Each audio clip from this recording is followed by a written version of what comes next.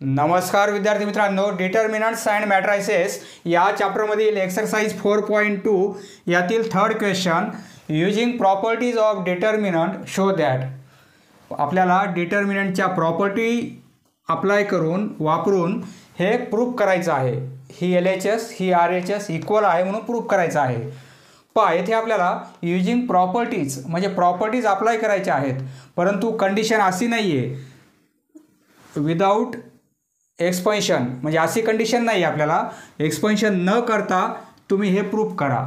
पहा, यासाठी आपल्याला काय करायचं आहे, 2-3 प्रॉपर्टी अप्लाय करायच्या आणि नंतर एक्सपेन्शन करायचं आहे. याची प्रूफ 2-3 प्रॉपर्टी आपण अप्लाय करू आणि नंतर एक्सपेन्शन करू आपण. LHS ही LHS आहे, पहिल्या स्टेपमध्ये ॲज इट इज लिहून घ्या. नंतर येथे आपण सुरुवातीला काय करू, R1ला चेंज करू आपण. हा जो फर्स्ट रो आहे त्यामध्ये R1 plus R2 plus R3 या तिघांची ॲडिशन करायची आहे. फर्स्ट रो, सेकंड रो आणि थर्ड रो. करस्पॉन्डिंग एलिमेंट हे आहेत. या तिघांची ॲडिशन 2 टाइम्स A आणि 2 टाइम्स B आहे, बरोबर आहे. म्हणजे ॲडिशन काय होईल, 2A प्लस 2B. आपल्याला फर्स्ट रोमध्ये चेंज करायचं आहे, बरोबर आहे. फर्स्ट रोमध्ये सेकंड आणि थर्ड रो ॲड करायचा आहे आणि फर्स्ट रो आपल्याला लिहायचा आहे. पहा, 2A आणि 2C तिघांची ॲडिशन A, C म्हणजे 2A plus 2C, 2A plus 2C. येथे 2B आणि 2C, 2B प्लस 2C. पहा, सेकंड रोमध्ये आपण चेंज केलेलं नाही, ॲज इट इज. थर्ड रोमध्ये पण चेंज केलेलं नाही आपण. हे 2 row as it is, B, C आणि B प्लस C. पहा, इक्वल टू. आता काय करता येईल आपल्याला, येथे 2 आहे, येथे 2 आहे, 2 कॉमन काढता येईल. 2 कॉमन काढला आणि बाहेर घेतला आपण, म्हणजे 2 बाहेर घेतले आपण, तर येथे काय राहील, A प्लस B राहील. येथे A प्लस C राहील. येथे B प्लस C. हे ॲज इट इज, फक्त आपण 2 कॉमन घेतलेले आहेत.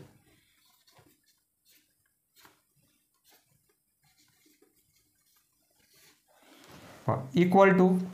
पहा, आपल्याला प्रॉपर्टीज अप्लाय करायची आहे. ही प्रॉपर्टी अप्लाय केली आपण, एकदा अप्लाय केली, अजून एकदा अप्लाय करू आपण.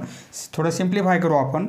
म्हणजे पहा, फर्स्ट रोमध्ये सेकंड रो मायनस करू, फर्स्ट रोमधून सेकंड रो मायनस करू, नंतर पुढे आपण फर्स्ट रोमधून थर्ड रो मायनस करू.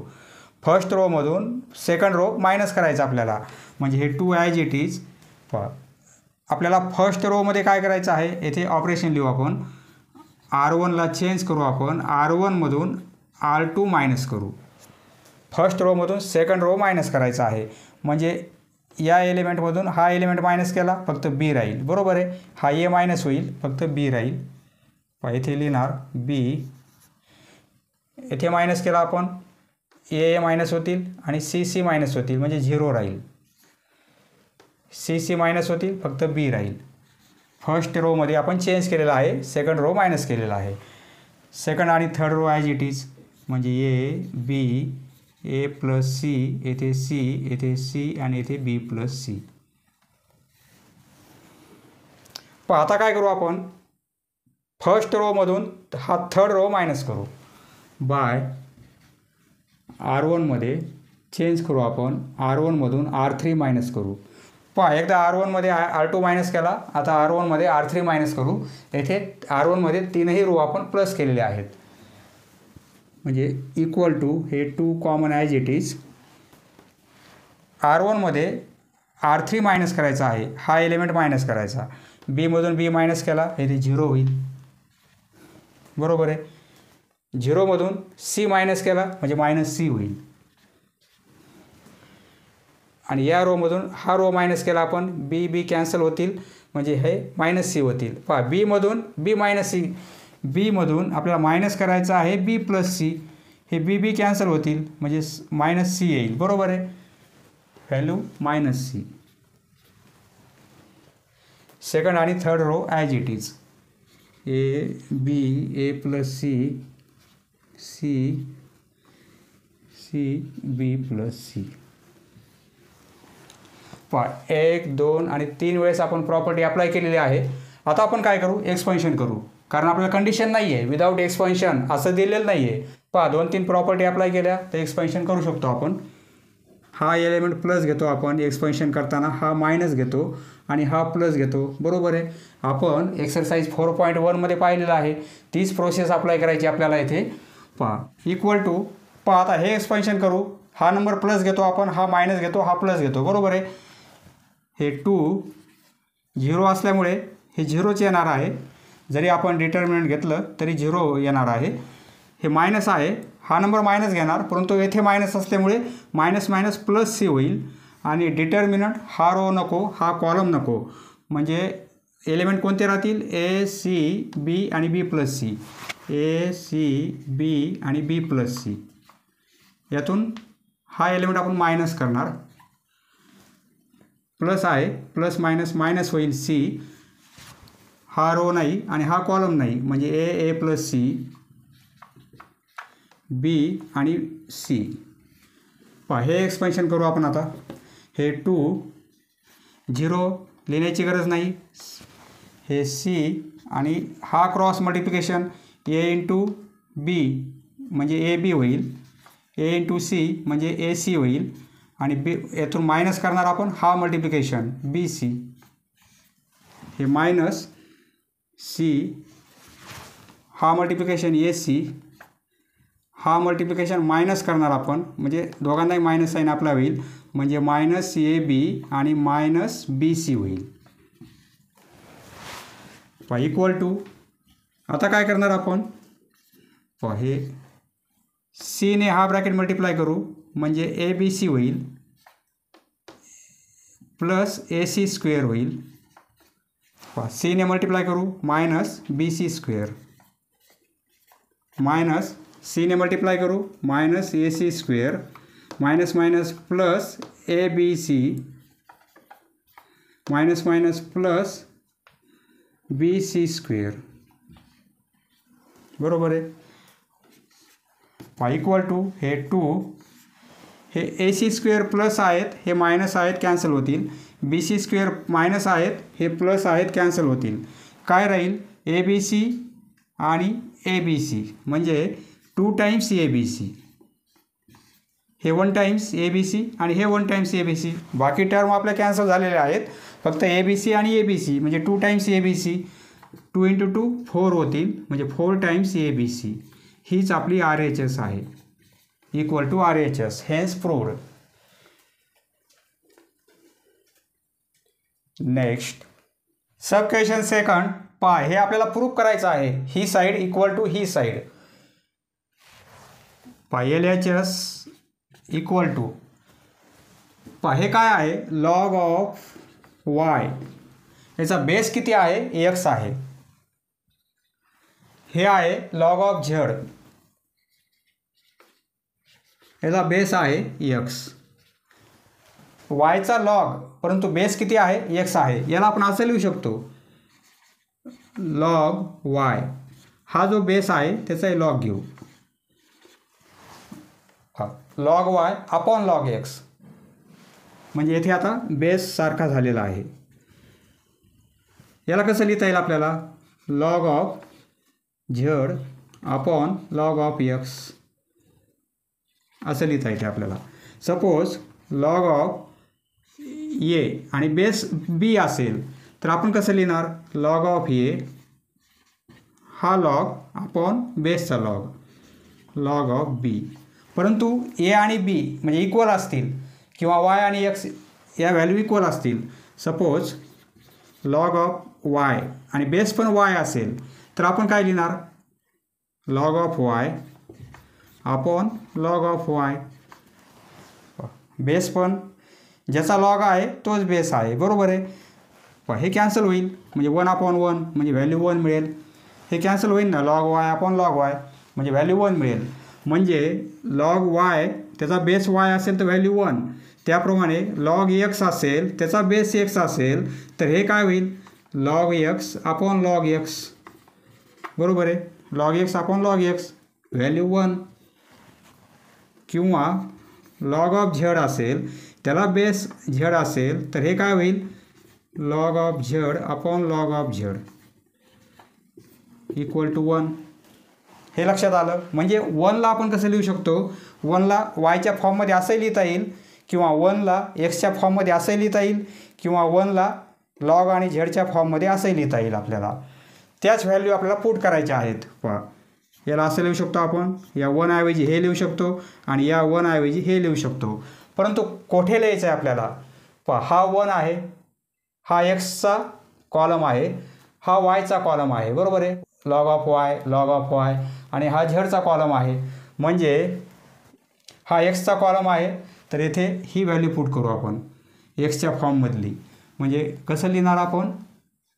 Log of x base x, बरोबर आहे. असं लिहू शकतो आपण.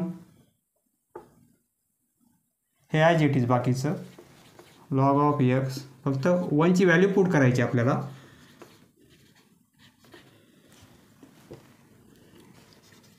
आता हा कॉलम वायचा आहे, बरोबर आहे. तर वायच्या फॉर्ममध्ये काय लिहिणार आपण? Log of Y base Y, log Y base to Y. हे लॉग झेड येथे वाय, लॉग ऑफ एक्स. 1ला कसं लिहिणार आपण? झेडचा कॉलम आहे, झेडच्या फॉर्ममध्ये लिहू. म्हणजे लॉग झेडचा घेणार, बेस पण झेड घेणार, बरोबर आहे. ही LHS आहे आपली, इक्वल टू. याला कसं लिहिणार आपण? Log x upon log x, बरोबर आहे. याला कसं लिहिणार आपण? Log x upon log x. 1 ऐवजी आपण असं लिहिलेलं आहे, म्हणजे असं लिहिलेलं आहे, बरोबर आहे. त्याप्रमाणे हे काय होईल? Log of Y upon log x, log Y upon log x. हे काय होईल? Log Z upon log x.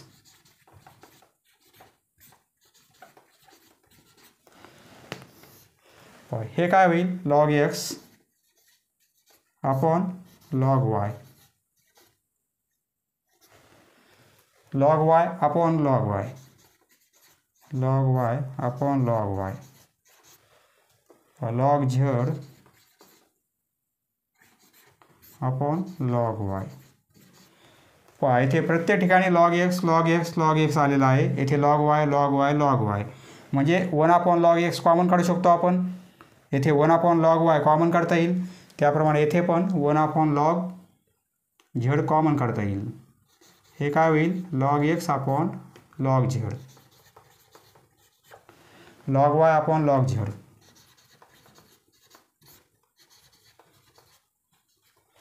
Log Z upon log Z.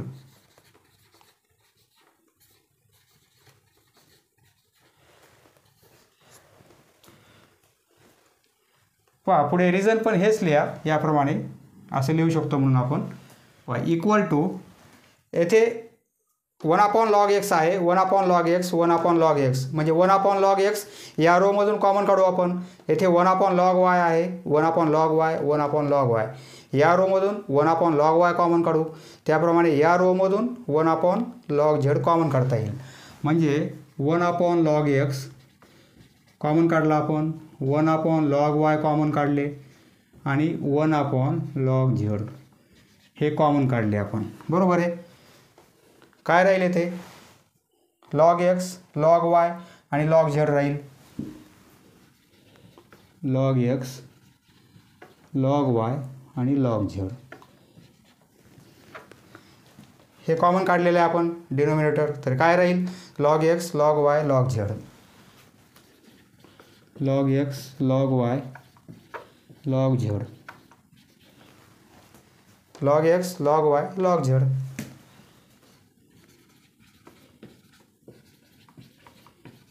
पहा, आपण एक प्रॉपर्टी पाहिलेली आहे. जर डिटर्मिनंटमध्ये 2 रो किंवा 2 कॉलम इक्वल असतील तर त्या डिटर्मिनंटची व्हॅल्यू 0 असते, बरोबर आहे. येथे 3 रो इक्वल आहेत आणि 3 कॉलम पण इक्वल आहेत. म्हणजे याची व्हॅल्यू किती आहे? 0. 1 upon log X into 1 upon log Y हे कॉमन काढलेले आहे आपण आणि 1 अपॉन लॉग झेड. याची व्हॅल्यू किती आहे? 0. पुढे रिझन पण लिहा. Since R1 equal to R2 equal to R3, किंवा R1 R2 R3 R identical, R1 R2 R3 किंवा C1 C2 C3 असंही लिहू शकता. आर आयडेंटिकल, एलिमेंट्स इक्वल आहेत, सेम आहेत. 0 इंटू समथिंग म्हणजे 0, हीच आपली RHS आहे. एवढ्या टर्मला 0ने मल्टिप्लाय केलं म्हणजे सर्व 0 होऊन जाईल. हीच आपली RHS आहे. बरोबर आहे. हेन्स प्रूव्ड, अशा प्रकारे प्रूव्ह झालेला आहे. फक्त एकच कन्सेप्ट आहे, हा कॉलम एक्सचा आहे तर येथे एक्सच्या फॉर्ममध्ये व्हॅल्यू पुट करायची आपल्याला. हा कॉलम वायचा आहे तर वायच्या फॉर्ममध्ये व्हॅल्यू पुट करायची आणि येथे झेडच्या फॉर्ममध्ये. Next question number 4, solve the following equations. पहा इथे सॉल्व आहे, सॉल्व दी फॉलोइंग इक्वेशन्स म्हणजे आपल्याला इथे हे इक्वेशन आहे, या इक्वेशनमध्ये एक्सची व्हॅल्यू काढायची आहे. एक्सची व्हॅल्यू काय आहे ती आपल्याला फाइंड आउट करायची आहे.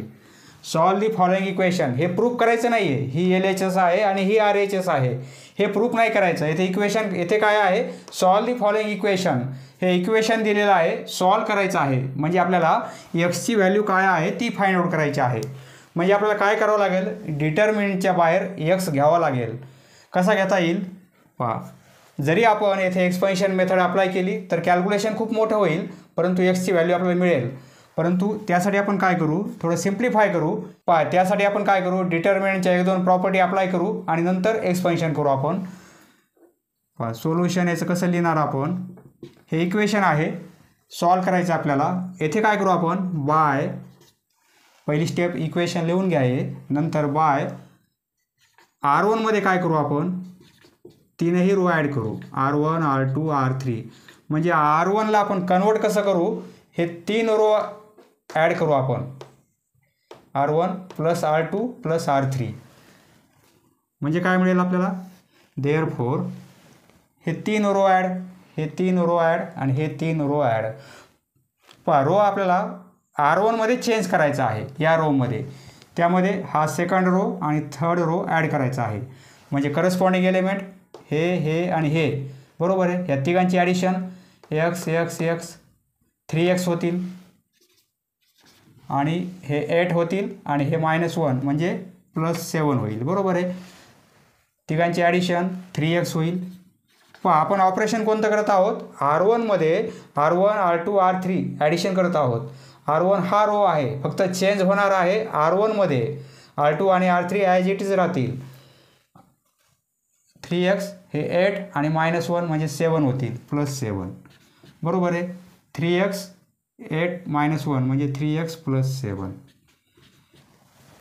पहा हे ऑपरेशन आपण कंप्लीट केलेलं आहे. R1ला आपण चेंज केलेलं आहे या फॉर्ममध्ये. तर आता हे x + 6 second row as it is, x + 2 आणि थर्ड रो पण as it is.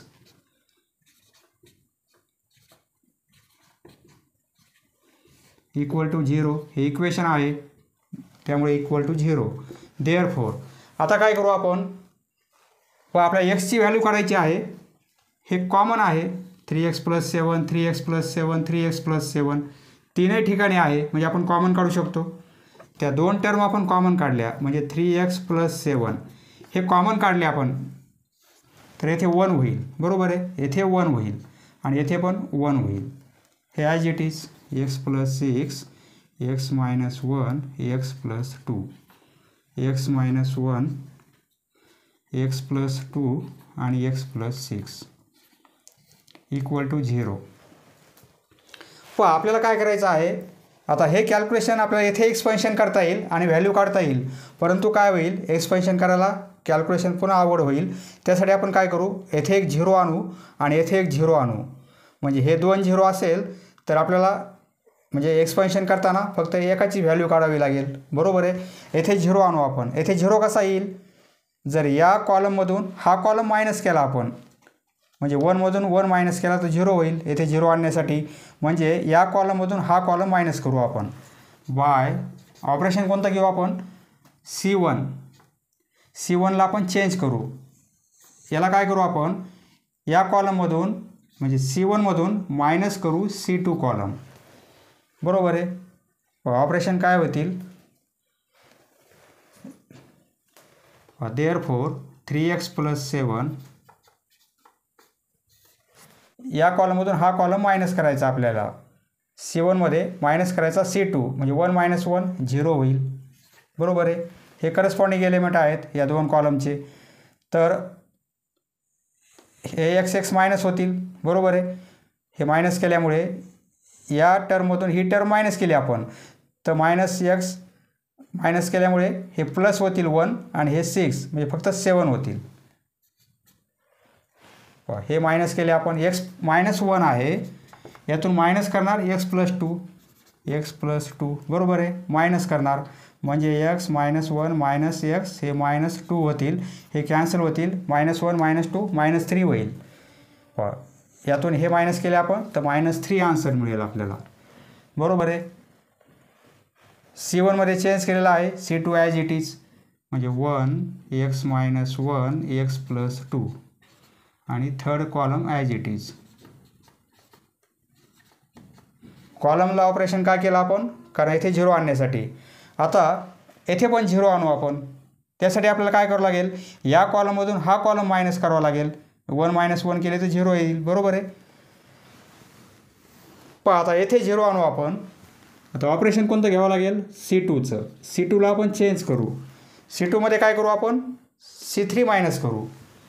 C2मधून C3 minus करू आपण. देअरफोर म्हणजे काय होईल? हे as it is 3x + 7.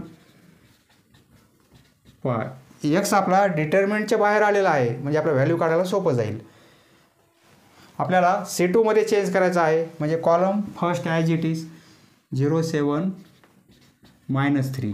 C2मध्ये change करायचा आहे. यातून हा कॉलम मायनस करायचा आहे. 1 - 1 0. C2मध्ये चेंज होत आहे.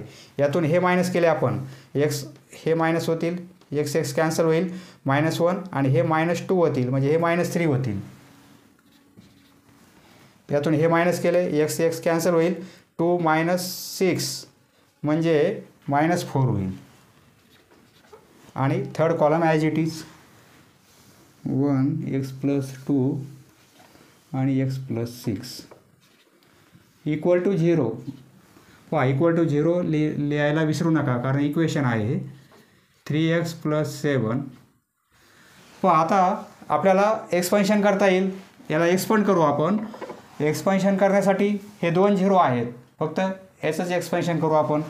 म्हणजे काय करता येईल आपल्याला? हे 0 आहे. 0ने पुन्हा जरी आपण घेतलं तरी 0ने मल्टिप्लाय केल्यामुळे ती क्वांटिटी 0च होईल. बरोबर आहे. हा नंबर प्लस घेतो आपण, हा मायनस आणि हा प्लस घेतो. बरोबर आहे. हे 2 0च आहेत म्हणजे -0 केलं तरी काय, +0 केलं तरी काय, व्हॅल्यू चेंज होणार नाही. हा नंबर +1 आणि त्याला मल्टिप्लाय करू आपण. डिटर्मिनंट कोणता आहे? 1 घेतलेला आहे आपण. म्हणजे आता हा रो घेणार नाही, हा कॉलम घेणार नाही. म्हणजे 7 - 3 -3 -4 7 -3 -3 -4. पहा हे जर लक्षात येत नसेल तर तुम्ही एक्सरसाइज 4.1 आधी सॉल्व करा, नंतर हा क्वेश्चन सॉल्व करा. = 0. Therefore 3x + 7. पहा हे 0 - 0 0च होतील. 1ने मल्टिप्लाय केल्यामुळे फक्त आता हेच आन्सर काढायचं आपल्याला. बरोबर आहे. 1ने मल्टिप्लाय हे 0च होतील. 1ने मल्टिप्लाय केलं तर हेच येईल. म्हणजे आपल्याला हा मल्टिप्लिकेशन -28 त्यातून मायनस करणार आपण हा मल्टिप्लिकेशन. हा मल्टिप्लिकेशन -3 -3 +9 होईल. बरोबर आहे. आणि = 0. हे कसं केलं आपल्याला माहिती आहे. याची व्हॅल्यू कशी काढतात? हा मल्टिप्लिकेशन -28 त्यातून मायनस करणार आपण हा मल्टिप्लिकेशन +9 होईल. म्हणजे काय? 3x + 7 -28 -9 म्हणजे -37 होतील. = 0. बरोबर आहे. पण आता या ब्रॅकेटने -37ला मल्टिप्लाय करायची गरज नाही किंवा -37ने हा ब्रॅकेट मल्टिप्लाय करायची गरज नाही कारण इकडे 0 आहे. एवढी टर्म आपण इकडे पास करू. मल्टिप्लिकेशनमध्ये आहे, डिव्हिजनमध्ये जाईल. म्हणजे 3x + 7 = 0/- 37 असं होईल. बरोबर आहे. 0ला डिवाईड केलं कोणत्याही नंबरने तरी आन्सर 0च येईल. म्हणजे 3x + 7 = 0च होईल. आपल्याला xची व्हॅल्यू काढायची आहे कारण सॉल्व द इक्वेशन. म्हणजे 3x ची व्हॅल्यू काय मिळेल, हे 7 या साईडला -7 होतील. देअरफॉर x इक्वल टू हे 3 इकडे डिव्हिजनमध्ये जातील, -7/3. पहा याप्रमाणे व्हॅल्यू आपल्याला मिळणार आहे. Next sub question second, solve the following equation. येथे पण आपल्याला इक्वेशन सॉल्व करायचं आहे, म्हणजे x ची व्हॅल्यू काढायची आहे. हे प्रूफ करायचं नाही आहे आपल्याला, येथे इक्वेशन सॉल्व करायचं आहे, म्हणजे x ची व्हॅल्यू काय आहे ती फाइंड आउट करायची आहे. पहा हा मेन डायगोनल आहे, आपण डिटर्मिनंटच्या प्रॉपर्टीमध्ये पाहिलेला आहे. या डिटर्मिनंटचा हा मेन डायगोनल आहे. मेन डायगोनलच्या खाली किंवा वर जर सर्व एलिमेंट 0 असतील तर त्या डिटर्मिनंटची व्हॅल्यू किती असते, या 3 एलिमेंटचा मल्टिप्लिकेशन. बरोबर आहे, या 3 एलिमेंटचा मल्टिप्लिकेशन केला आपण तर या डिटर्मिनंटची व्हॅल्यू आपल्याला मिळते. इथे लिहिणार आपण solution. Here below the main diagonal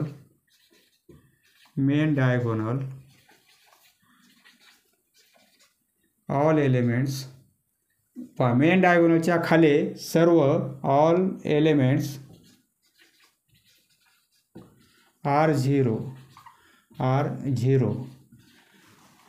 Here below the main diagonal all elements are 0. Therefore by triangle property, त्या प्रॉपर्टीला आपण काय म्हणतो, ट्रायंगल प्रॉपर्टी ऑफ डिटर्मिनंट.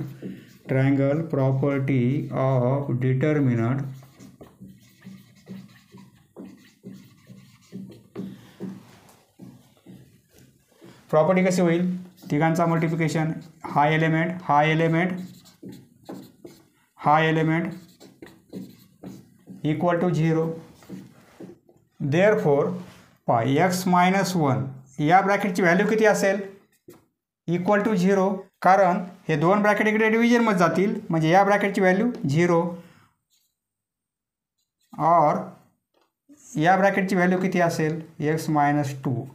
या ब्रॅकेटची व्हॅल्यू किती असेल, हे दोन ब्रॅकेट इकडे डिव्हिजनमध्ये जातील, म्हणजे इक्वल टू 0 अपॉन हे दोन ब्रॅकेट म्हणजे 0 होईल. और या ब्रॅकेटची व्हॅल्यू x -3 इक्वल टू 0. बरोबर आहे, x -3 हे दोन ब्रॅकेट इकडे डिव्हिजनमध्ये जातील म्हणजे 0. यावर x ची व्हॅल्यू काय मिळेल, हा -1 या साईडला प्लस होईल, किंवा हा x इक्वल टू हे -2 + 2 होतील, x इक्वल टू हे -3 या साईडला प्लस होतील, x इक्वल टू 3. और इथे और लिहा, और x इक्वल टू 3. म्हणजे हे इक्वेशन 1, 2 आणि 3 या तीनही व्हॅल्यूने सॅटिस्फाय होणार आहे. हे इक्वेशन या तीनही व्हॅल्यूने सॅटिस्फाय होणार आहे. समजलं मित्रांनो, धन्यवाद. पुढील व्हिडिओ पाहण्यासाठी चॅनल सबस्क्राईब करा. धन्यवाद.